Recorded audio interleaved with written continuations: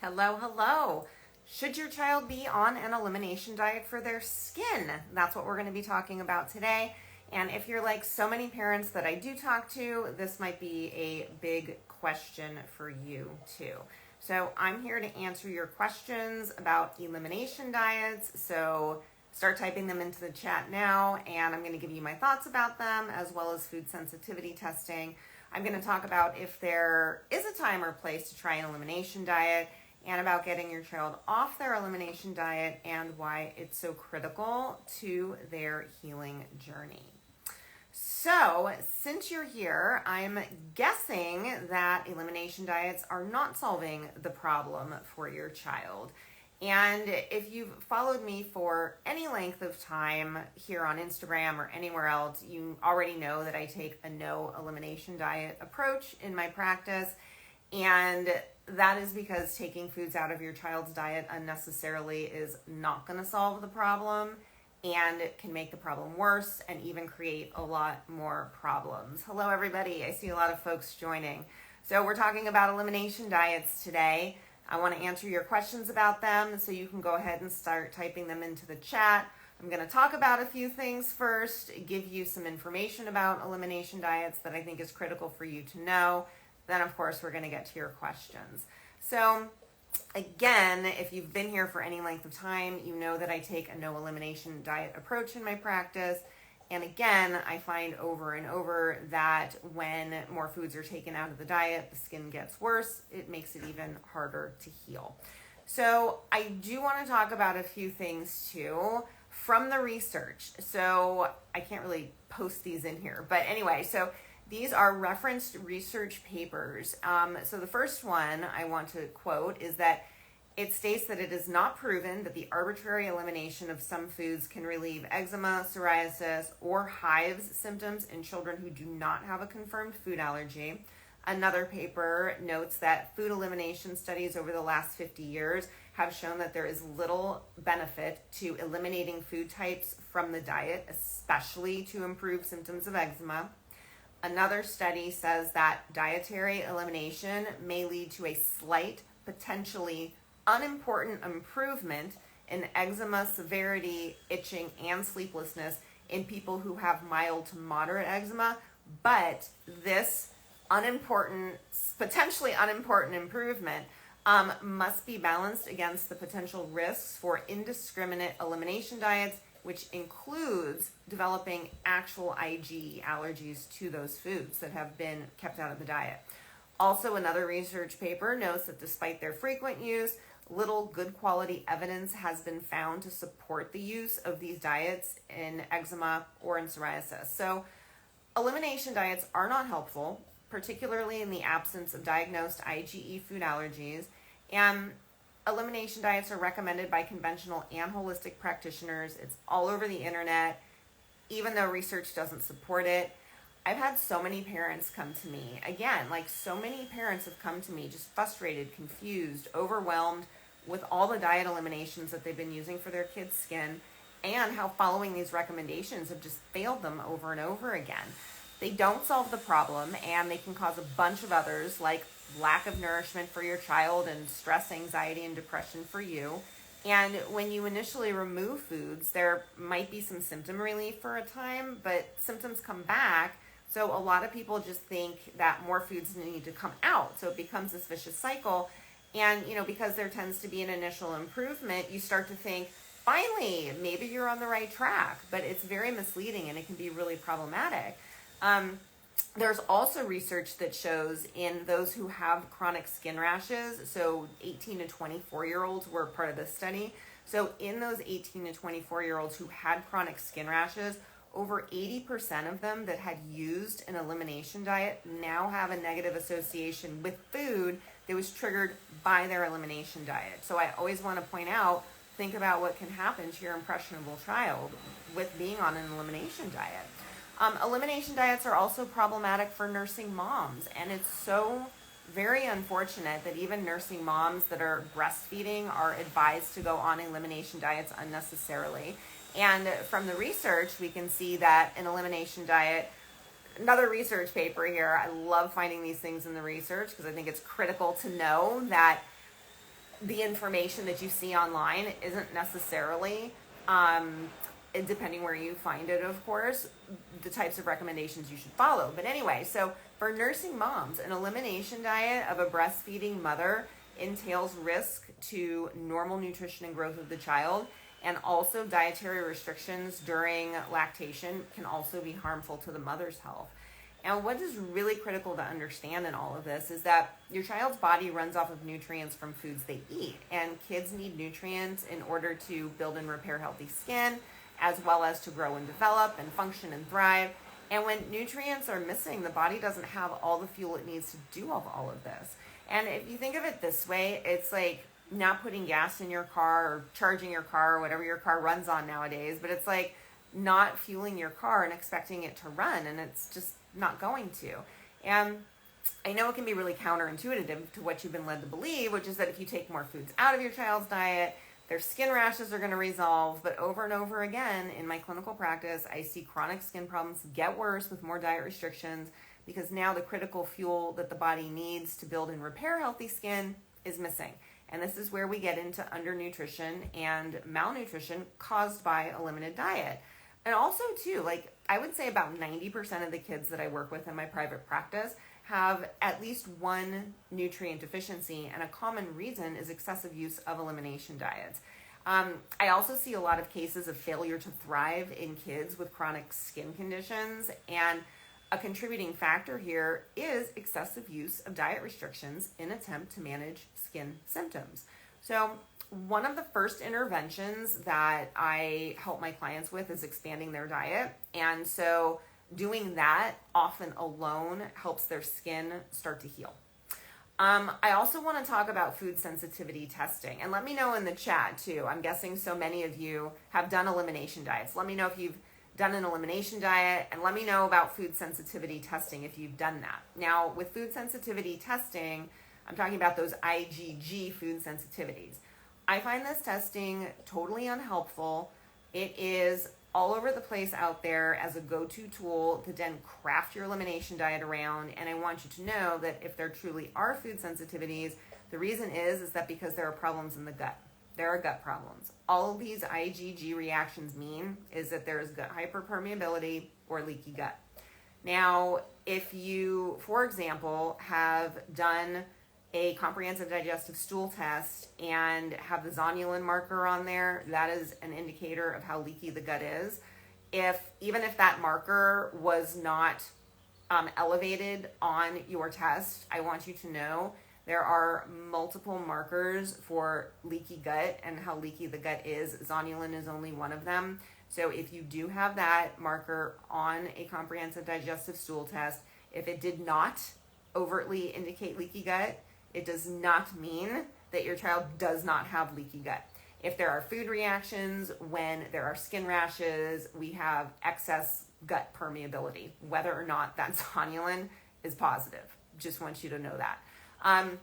But all these IgG reactions are telling us is that there is leaky gut, okay? So there are a lot of ways that we get, another example, right? There are ways that we get to this information. Test results are critical. Functional test results are critical for getting to the root cause of the problem, but they don't always tell the entire story. So it's really important to pull all the puzzle pieces together in order to get that whole story so that you can get results for your child's skin. But anyway, this is what's really critical. Also, I want you guys to know is that food sensitivities do not cause leaky gut. Okay? And I want to be clear about this because this is a misconception. The gut is not leaky because of food sensitivities. There are food sensitivities because the gut is leaky, and the gut is leaky because there are imbalances in there. Okay? So instead of wasting resources on food sensitivity testing, get a comprehensive digestive stool analysis test. GI map happens to be my go-to. Make sure it's a professional. There are other ones out there that are actionable. Just make sure it's a professional grade comprehensive digestive stool test, not something you can buy on your own online. This will help you find out why the gut is leaky and what's causing food reactions in the first place. Now, again, even if the zonulin on there isn't positive, there's going to be other things happening. All of that is contributing to why your child is having problems on their skin. it's also the root cause of why they're having food reactions in the first place. So it makes a lot more sense to get to the root cause of the problem instead of continuing to chase food triggers, which are not the root cause of the problem. So my recommendations to my clients about, I'm sure you're wondering, what can I safely feed my child? What can you put back into the diet? So my recommendation to my clients is to keep the diet as broad as possible. If you can't tell that a food is triggering or aren't sure, don't take it out. If you can pinpoint that a food causes a reaction, then absolutely it makes sense to keep it out while you're working on addressing the root causes of the problem.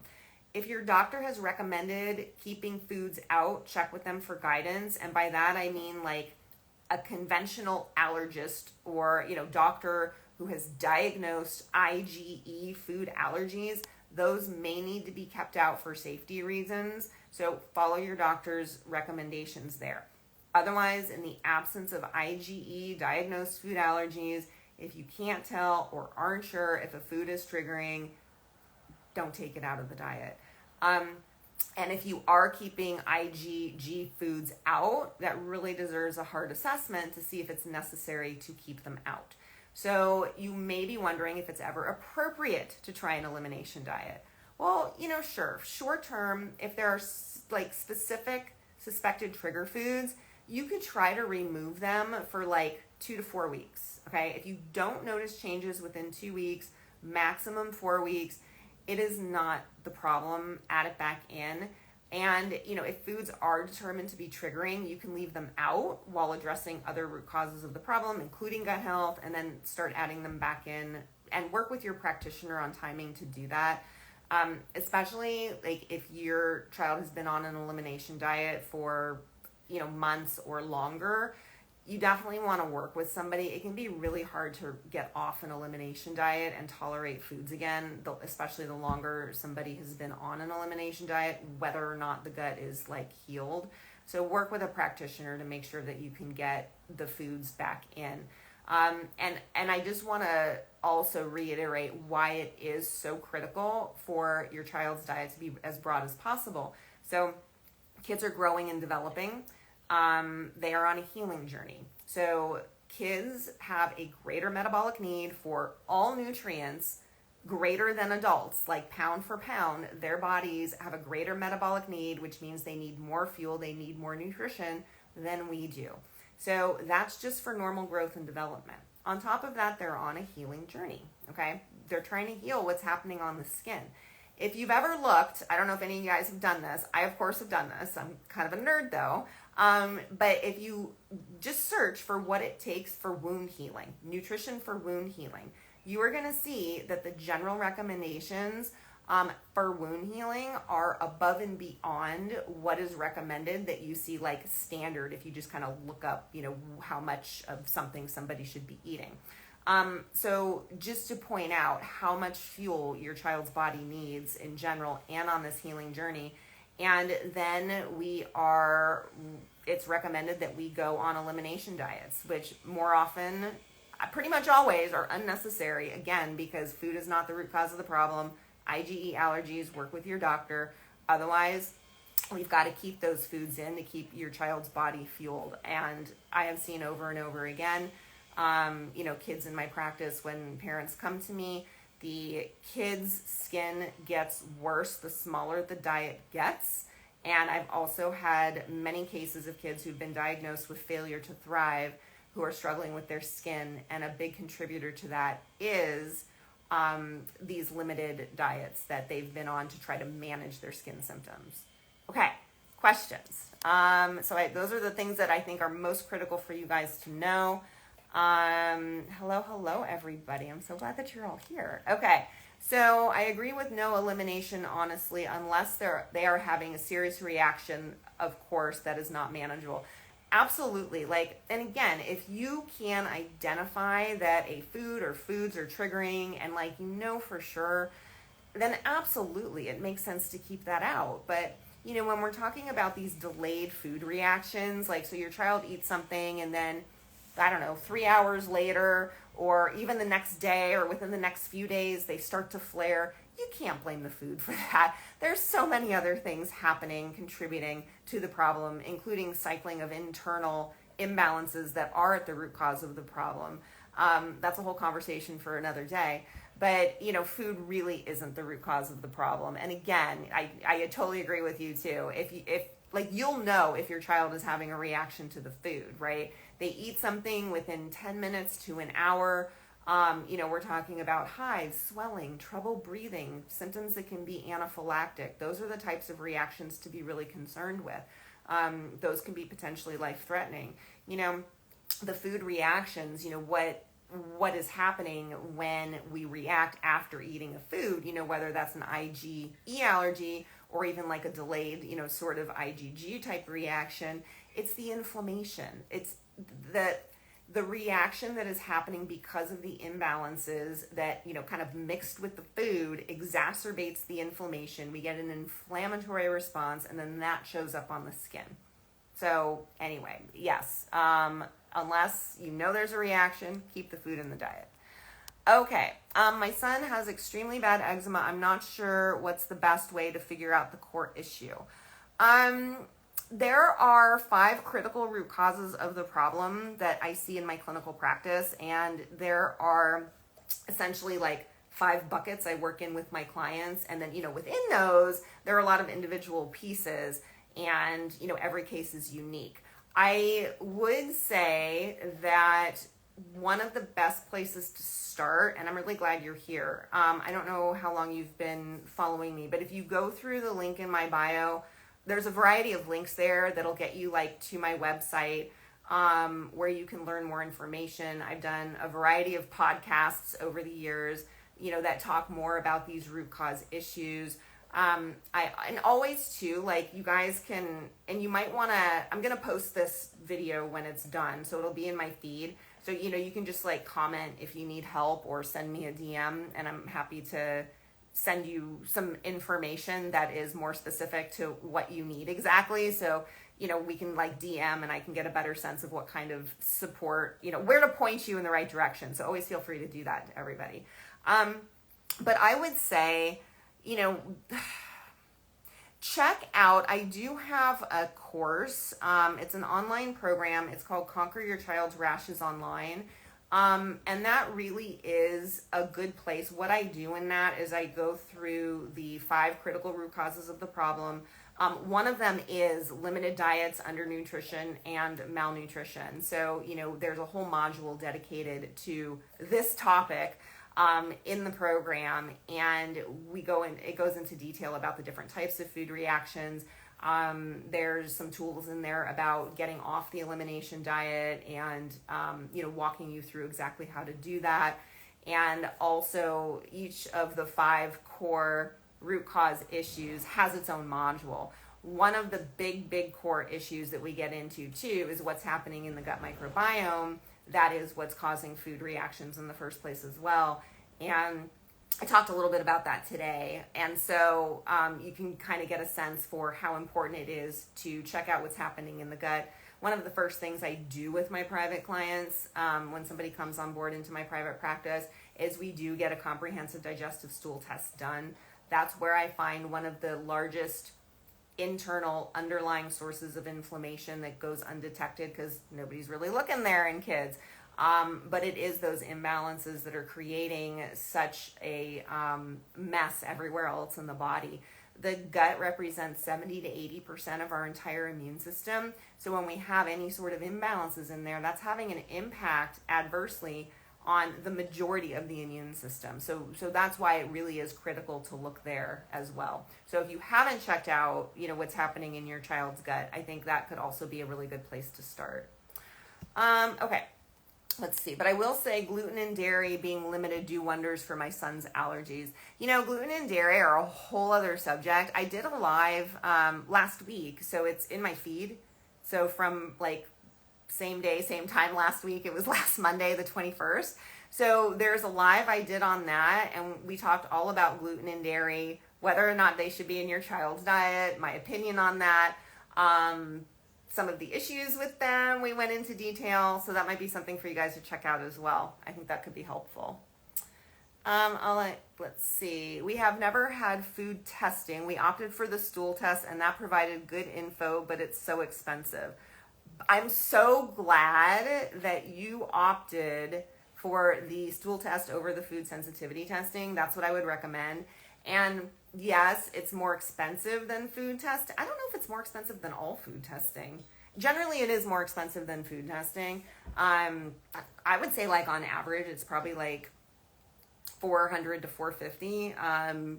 When I work with my private clients, I get it for them at my practitioner discount. But anyway, but I would say save your resources for the stool testing. It is that critical over the food sensitivity testing, because if you think about it, you're going to do the food sensitivity testing to save money, for example, and you're not going to get to the root cause of the problem. So you're still going to be spending money on all of the other things that you're trying to do to manage the symptoms. So if you just get the right testing done at the beginning and, invest up front and think about it as an investment, you actually end up spending less over time than by trying to avoid spending the money in the first place. So I just want to put that out there. Let's see. I've done the testing and I only did because I was desperate. I understand it's not 100% at all. Is that the food sensitivity testing? Yeah. It's just, I know, and I totally get it. It's like food is something easy to control, right? It's in front of us all the time. We need to have something to do to try to help because we're throwing spaghetti at the wall, like looking for absolutely anything. And of course, it makes sense to go down the food rabbit hole. But it's not accurate. Things pop up that people have never eaten before, or, what often pops up is, or are foods that somebody eats all the time. So it really isn't that accurate, especially when there is a lot of inflammation happening in the body. That inflammation is going to make us more sensitive to absolutely anything. So it just becomes a vicious cycle of inflammation. One thing that was surprising is dust mite allergies. Oh, interesting. So dust mite allergy. Oh, maybe you mentioned, if you meant you got the, so that was the IgG testing. Food allergy testing also, I would say with that, actually most kids that have eczema, there's a statistic. It was like 2/3 of kids that have eczema do not have true IgE food allergies.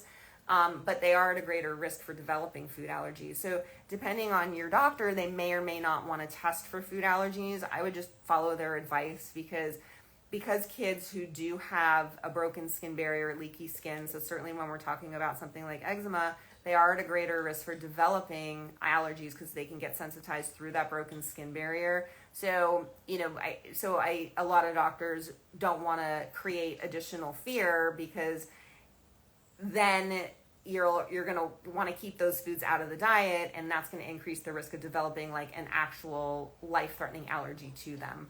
That said too, when a child does have eczema and does have skin inflammation, or hives or psoriasis or what have you, it's usually more so with eczema that they go in for the food allergy testing. But because things are, again, so inflamed, it is more likely to show up that there are going to be things that are not true allergies. So yeah. Dust mite, dust mite is not, it's a fairly common allergy. I actually do have, it's in one of the modules, I do have a little lesson on dust mite allergy in Conquer Your Child's Rashes Online. That said, it's really more so about like, I also haven't seen dust mite allergy. I will say this, that's not the root cause of the problem, right? Because, if you're keeping the house clean, especially keeping your child's room clean, if there are rugs or something, if there's carpet, vacuum very regularly. If there's a rug, you might want to remove it and or just make sure it's vacuumed regularly, change sheets often. They have allergen-free mattress covers that keep the dust out of the mattress. So there are a lot of different types of interventions that you can do for dust mites. But again, I really haven't seen it be the root cause of the problem. I hope that helps. What's the best course of action to get to the root of eczema? I would say definitely check out. So if you go through the link in my bio, there's a link in there to my different programs and services, and you'll see in there, the Conquer Your Child's Rashes Online. So that is a really good place to start if you want to know about the 5 critical root causes that you really need to resolve so that your child can have healthy, itch-free skin that actually lasts. So that could be a really good place to start. If you are interested in working with me privately, I would absolutely love to help you. When you go to that link also, you'll see in there the option for private support, and we would start with a strategy session. So we would meet first and have a 30-minute session where I can learn more about what's happening, with your child, give you some support and guidance, point you in the right direction, give you some tips now that might, start helping in the meantime. And then we can really talk about, what makes the most sense for the next best steps for your child. So if you are, looking for more private support, or if you just want to have, that session with me just to get some support and to answer questions, you can always set it up for that purpose too. So I hope that's helpful. But again, definitely poke around with, I have a bunch of free resources and things available through my website. So, again, go ahead, feel free to DM me and tell me what you're struggling with most, because I have so many resources. So I might just be able to say, here's a link to, X. So let me know, but also feel free to poke around in my resources and such, because I have a lot of resources that I think might be helpful for you. How do I manage minor eczema flare-ups while doing the OIT? Okay. Yeah, it's pretty common to have flares while you're doing the food allergy challenges and working up the oral tolerance. I would say, you can always talk to your doctor and see if you can go a little bit more slowly, if that's an option for you. Otherwise, I know you're not supposed to use like the antihistamines, what have you. I would say, anything that you can do to keep your child comfortable. If you haven't yet, I have a free guide. It's called Ditch the Itch. You can get that through the link in my bio. And that is like all things topical, strategies that can help manage symptoms. But again, too, some other things you want to do. So that would be like, because what we're talking about, like the reason that the eczema flares, and if it's minor, that's a great thing if it's a minor eczema flare. But what's happening is that the food allergen is creating inflammation in the body, and that inflammation is triggering what's happening on the skin. So supporting the skin and helping with the skin barrier, where some of that inflammation is coming from the skin barrier function. So the Ditch the Itch guide. And from an internal perspective, think anti-inflammatory, like anti-inflammatory diet. I don't know what your child's allergies are, but, veggies and fruits filled with antioxidant nutrients, healthy fats, like using olive oil. You might want to do like a fish oil or a cod liver oil supplement. So think anti-inflammatory, and that might help get through the OIT. But I'm really glad that you're doing the OIT. I've seen some really great results with kids becoming like less sensitive to or even desensitized to foods that they weren't able to eat before. So that's really exciting. I'm glad that you're doing that. Okay, I keep hearing about cellular support. Do you discuss this? Well, if you're talking about like I know mitochondrial support is a big thing now. I do, in general. So, when we're talking about cellular support, we're talking about how our cells turn the foods we eat into energy. Our bodies take protein, fats, and carbs and turn them into nutrients, turn them into fuel. So, this is where I do talk about keeping the diet as broad as possible and why it's so important, because that's literally fuel for the engine. To keep cellular health, mitochondrial function robust, it needs vitamins and minerals. A lot of B vitamins in that cycle. Actually, you can see that top picture on my wall right there. That's the Krebs cycle. So when you're talking about cellular function, that's it. Yeah. So anyway, it runs off of nutrients from foods we eat. So that's a place to start. In my private practice, and also in Conquer Your Child's Rashes Online, the online program, I do supplement children with, depending on what their needs are. In the program, there are all of the foundational recommendations that I make with my private clients. There are things like multivitamins and, some other nutrients in there that support cellular health as well, because they are supporting all of the biochemical pathways in the body, not just cellular function. If we're talking about cellular function, like there's a lot of things that the cells do, right? There's detox things in there. Like that photo over there is like everything that happens inside of a cell. So we've got all these biochemical reactions. So overall, the types of plans that I put together for my private clients and the types of recommendations and the foundational supplement protocol you can build with Conquer Your Child's Rashes online support all of those functions for children. I hope that helps. I hope that answers your question. Okay. Do you recommend probiotics? My son is suffering so badly right now. I'm wondering what I can give him relief while we try to figure things out. So really good question. I do use probiotics in my practice. I will tell you my go-to.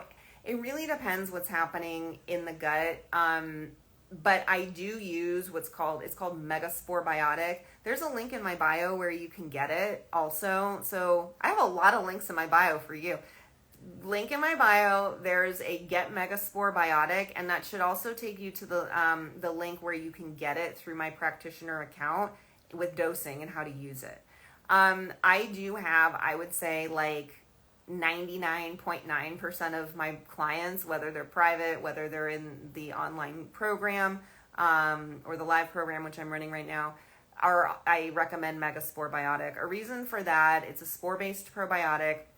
It does not contribute to overgrowth of things in the gut. Like, I don't know what's happening in your child's gut. So it's possible that they have an overgrowth of things overgrowth of good things, as well as an overgrowth of things we might not want in there. If they have an overgrowth of things that are good in there, that can also cause problems. I wouldn't want to use a bacterial strain probiotic.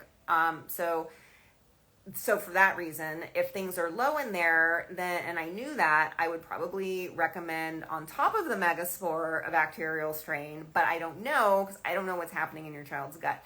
Therefore, what Megaspore does, because it's a spore-based probiotic, it seeds itself in there and then it helps the good stuff grow. So it helps the stuff that's supposed to be there do what it's supposed to do. It doesn't necessarily like add more.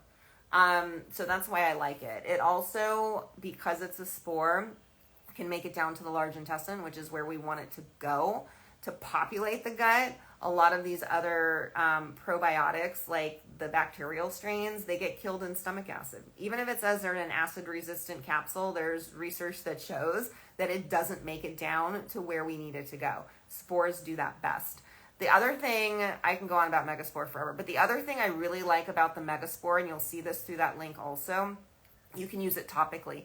This helps so many of my clients and so many of my followers that try it. So all you would do is open a capsule, use whatever moisturizer you use is totally fine. Apply that to the skin, sprinkle on a little Megaspore, massage it in and leave it on, because we do have a skin microbiome, like we do a gut microbiome.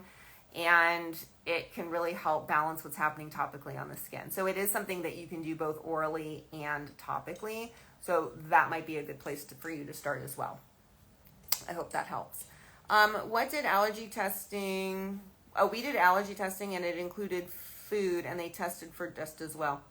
Yeah, I'm glad that they tested for the dust too, because sometimes it's really helpful to know, like, if there are environmental allergies, because if it is, if dust, now, while I say dust mites are not the root cause of the problem, they're not the root cause of the problem. Can they trigger flares and more inflammation, the allergy? Yeah, absolutely.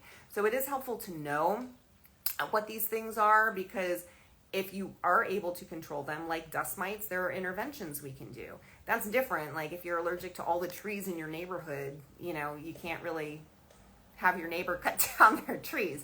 So it's helpful to know, because sometimes there are interventions that we can take that can help. Do you suggest vitamins for children with eczema? I ask because many of the vitamins, including Megaspore, apparently test unfriendly for metals, but I know that probiotics and additional vitamin mineral support is necessary.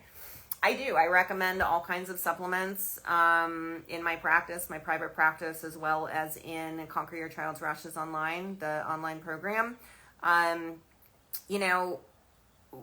we're talking about things like you just mentioned, tested for unfriendly metals, I mean, I live in California, and there's something called Prop 65 on absolutely everything that you get here, including supplements. It's on like tools and electronics and some food products, and it means that there's like a little bit of lead that can, or something that can potentially, I'm totally butchering the thing, but it's like making people aware of, you know, XYZ. So is it actually dangerous? Honestly, it's just, it just creates a lot of fear and anxiety for people, because the same exact products, the same exact supplements, same exact everything go to other states, same exact thing, just different labels, because it's not required there. Anyway, all of this goes to say that, you know, what's happening with your child's skin is far, far, far, far from ideal. There's a lot of things that need to be done to solve the problem. And, you know, so splitting hairs over every single little something is just, in my opinion, not worth it, and not worth the extra stress and anxiety. You know, what's critical is getting resolution to what's happening on your child's skin and getting that under control. You know, rather than focusing on, you know, every single little potential toxic thing. I know there's a lot of things here on Instagram.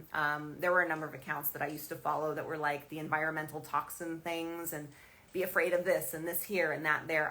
Honestly, I had to stop following them because it was freaking me out. I'm like, this is ridiculous. Like, I'm afraid to walk, like, because something is going, like some toxin is going to attack me.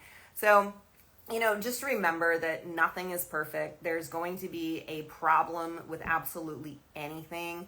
And, you know, for example, like the products that I recommend, like the Megaspore, the supplements that I recommend to my private clients and through my online program, are professional grade. They're as high quality and safe as you're ever going to get. And they actually resolve the problem. And they're not something that somebody's going to take forever. So, you know, that's just always something to keep in mind. Once people start doing well, results stick, we start weaning off supplements.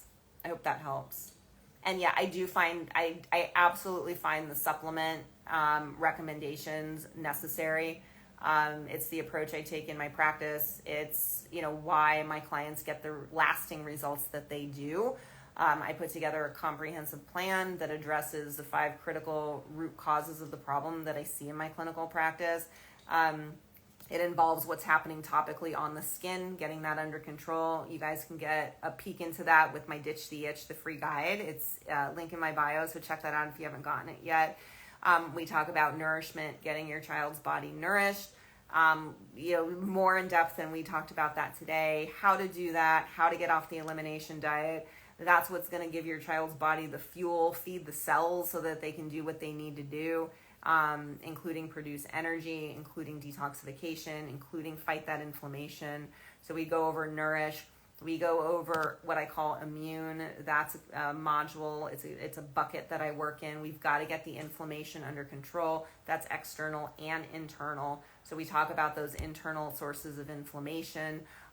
We do talk about detoxification, how to do that appropriately for your child, how to support the liver appropriately, and what it actually needs to function the way it's supposed to. Surprise, it's nutrients, but we go deep into that as well. We talk about MTHFR, we talk about mold, we talk about all of these things, and then of course we talk about the gut in depth, the right testing, what an actual gut protocol looks like.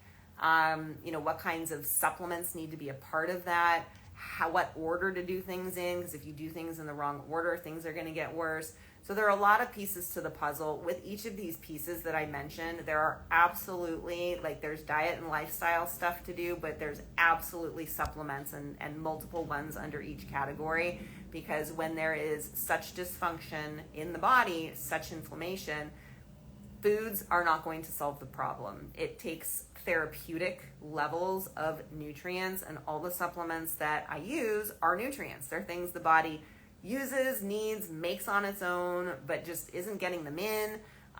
Can't do it on its own right now because of all the inflammation. So everything is something that the body uses, needs, and I find them absolutely critical to get to the root cause of the problem and to get results. I want to say that NAET claims to be useful for treating food allergies, and honestly will suggest that you work with a person who specifically addresses food allergies and avoid it if you don't have. I don't find any AET helpful for food allergies. Just saying. I haven't seen that solve the problem.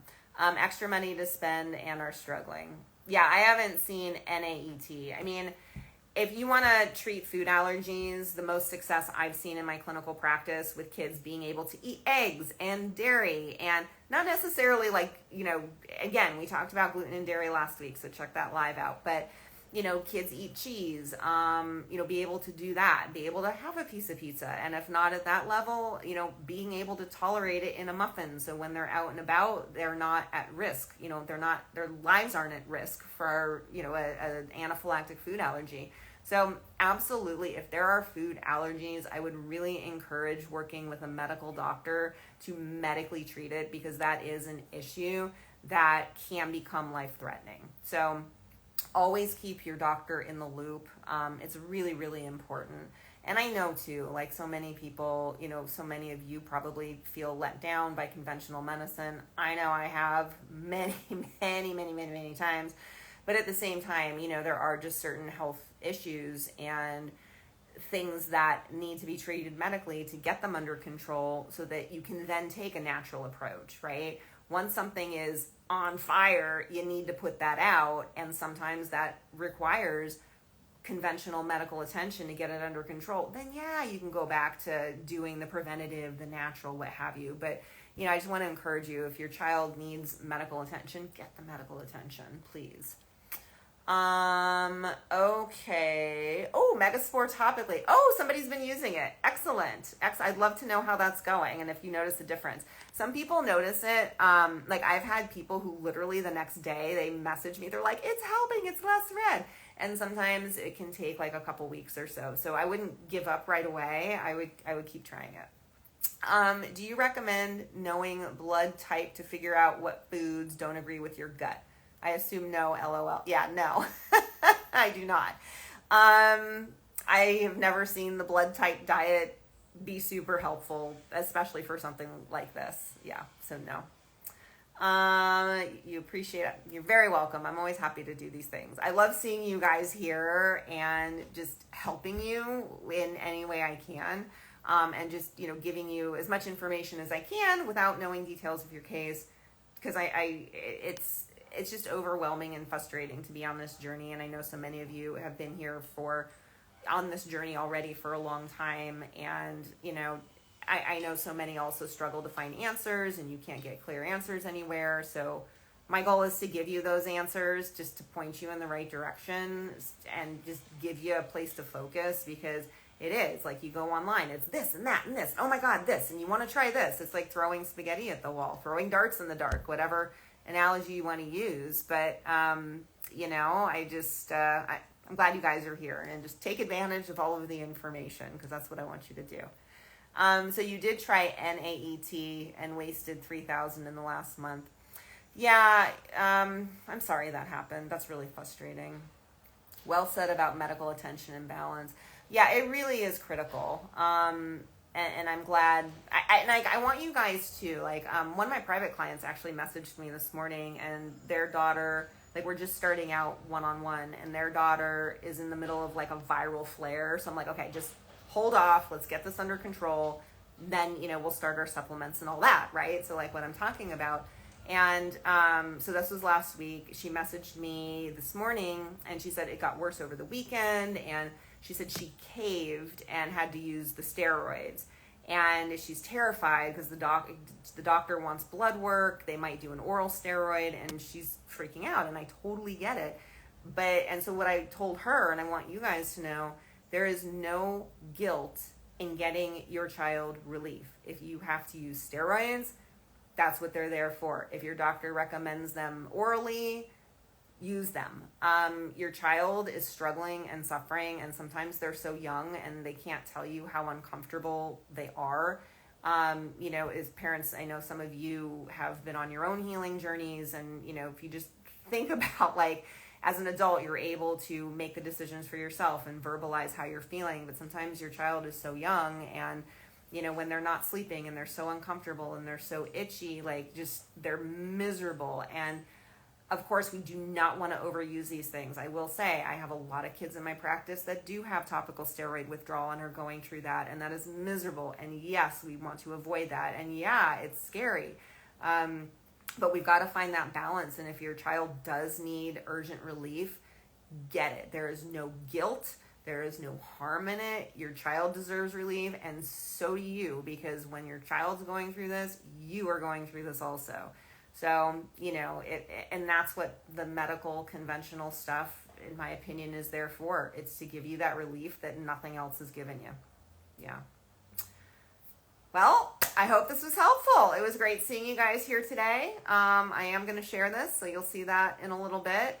And if you need any resources, again, pick through links in my bio. You'll see all kinds of stuff there. Always feel free to comment on my posts, shoot me a DM. If you have specific questions, I'm happy to help point you in the right direction as best as I can. And the amount of guilt that is being put on people for using steroids is a lot.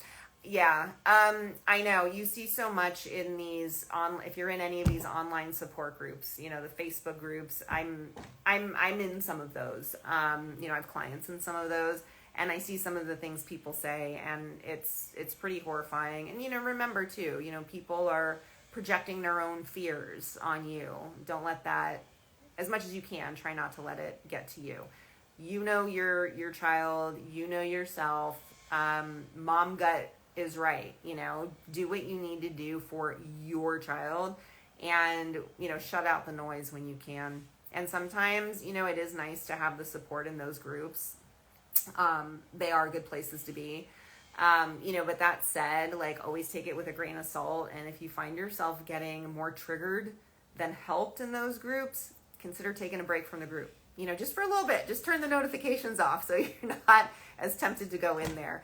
But those things should be education. Well, it's hard. Just be careful with the advice that you follow from there too, because often it's inaccurate. But that said, just, always take it with a grain of salt, use it for, the supportive functions that they have. And don't let it get to you, because it's somebody's opinion. It's not, medical advice or anything like that. It can be really hard. Yeah. Okay. Thanks, everybody. I'll see you again here soon. Probably not doing this next week, but probably in about 2 weeks from now. So also, always again, feel free to DM me if you have any questions. Lots of links to resources in my bio. Check those out. Hopefully something will be helpful for you there. And, also too, let me know what you guys are struggling with most, and I'll come on here and talk about it and answer questions. So have a great day. I'll see you guys soon. Bye.